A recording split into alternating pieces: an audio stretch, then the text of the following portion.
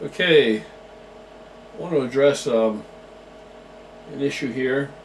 It was brought up, a guy asked me about it. His name's John, and he's a law dog. Uh, and he's got a problem with his shoulder. That he's an older fella, I mean, not older, he's younger than me, young buck. He's only 52. And he's a good sized guy. Good sized guy. And his shoulders are failing him. He used to be able to rep 405 on the bench 10 years ago, and over the years his shoulders can't take it, and he's lucky now if he can rep 225. What might I be able to recommend? Well, the equine joint lineaments that I use. And I got this idea, of course, from the powerlifting guys that I trained with and hung out with. And the equine liniment is kind of like a Ben Gay to the nth degree. Ben Gay is like nothing compared to this stuff. This stuff is, how if you happen to get little Ben Gay on your nuts, it kind of burns like a son of a bitch. Well, it does burn like a son of a bitch, like two son of a bitches. Well, this equine liniment, it burns like that just wherever you put it. You don't want to, you're not going to get this shit, you're not going to get on your nuts. It's not going to happen by accident. You're going to make damn sure it doesn't happen. But what you would do with it is you could massage it into whatever the injured area was. And as soon as you massage it in there, you've got to be ready to work out. You got to be going to work out. You can't just rub it in there and just sit around the house at home on the couch, because it's going to irritate you. It burns, and it gets red, but it doesn't really, no lasting skin irritation from it beyond that. Equine ointment works really, really, really well. Comes in different grades, different potencies. Okay, so it's inexpensive. So I would, there's like 3 different grades. You don't want the weakest one. You might think you want to, but you don't. You'll end up not even using that one. But the mid-grade one, and the really powerful one, they're the ones you want. And you only need like a dime-sized bit of it and rub that shit in. And you'll know, once you get the dose that you want by what it feels like. And it will absolutely help. It will absolutely hold that inflammation at bay and all this other stuff. Because when it begins to become inflamed, you begin to aggravate it even a little bit. As it becomes inflamed, now it's going to rub more. And it becomes more inflamed, now it's bigger and it rubs more. You understand what I'm saying? So whatever is rubbing whatever that isn't having a very good time of it, as it becomes inflamed, it's going to rub more. You're going to have more, it's going to impede more on itself or on its companion, whatever's torn up there, whatever raggedy shit's rubbing. So you don't want to, whether it's a spur or whatever the fuck it is. So you want to warm up very slowly, and you want to keep the area warm, and you need a good anti-inflammatory. And I wouldn't use an NSAID, because you'll have to rely on it too many times, too frequently. It does a lot of bad things too. So I like the equine ointment for that, and then like really nice and slow, long drawn out warming up. And the other factor is, if you just can't bench right now, okay, then right now, if you just shit can that idea, all right, I can't bench right now, but take it on like a project. You're not saying you'll never bench again the rest of your life. You're not saying you'll never bench 400 pounds again. If that's what you want to do, then it's very realistic. But maybe for now, stop doing it altogether, like I've had to do with the slap tear. I had to stop a whole lot of kind of things and find a whole other way to work my chest, a whole other way to load that chest up and try to maintain some mass, and bring everything else back up without putting any more on the shoulder that may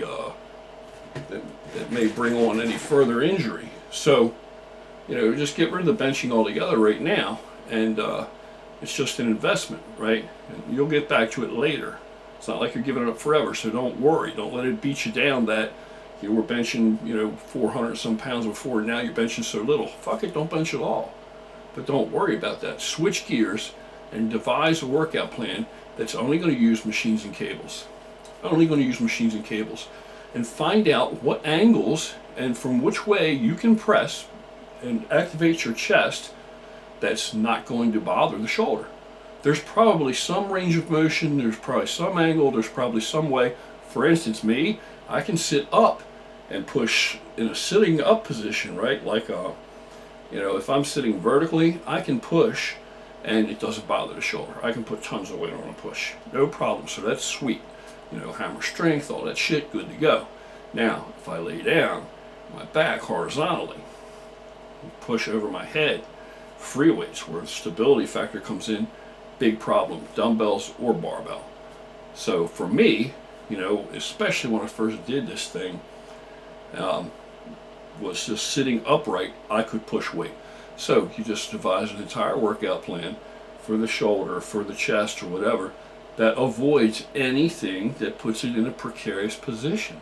Now, the next thing that I think is priceless is this product right here. This one. Let me see, will that focus? Or am I moving around too much? Solgar. It's by a company called Solgar. It's called number 7. Number 7. This, myself and everybody that's tried this swears that it's like the very best, joint and connective tissue support product that's out there that I've ever used. It's really, really good. And I'll tell you who turned me on to this is a guy on our team, Gorilla Brother, named Bashard. And he is from Nepal. And so he was brought up in a whole different culture where they, view medicine a whole different light than we do. They do more things with natural herbs and more of these natural holistic type of remedies that come from plants and more organic type of medicine than just some kind of, pharmaceutical, manufactured drug thing. That's not how they look at medicine that way. They are brought up with an entirely different philosophy as far as medicine and the maintenance of the human body and treatment of various ailments. And he is my go-to guy for anything I need to know about this kind of stuff. And this is what he turned me on to, because for I don't know how long he's been recommending at least 3 out of the 4 main ingredients that are in this. White willow bark, turmeric, here's a couple more. I can't see it, it's written too small. Just trust me on this.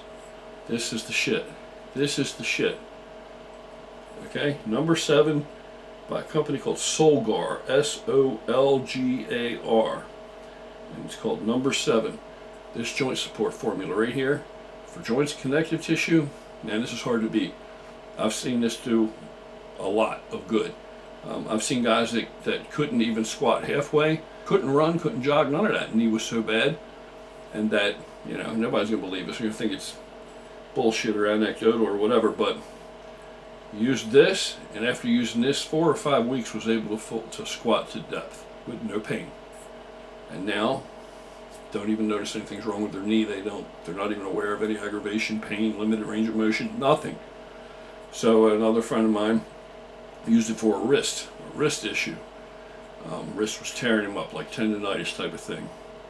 After like a month or 2 on this, completely gone, and he's been suffering and dealing with it for a couple of years. Make it a goal, put a plan together, strategy, guerrilla approach, right?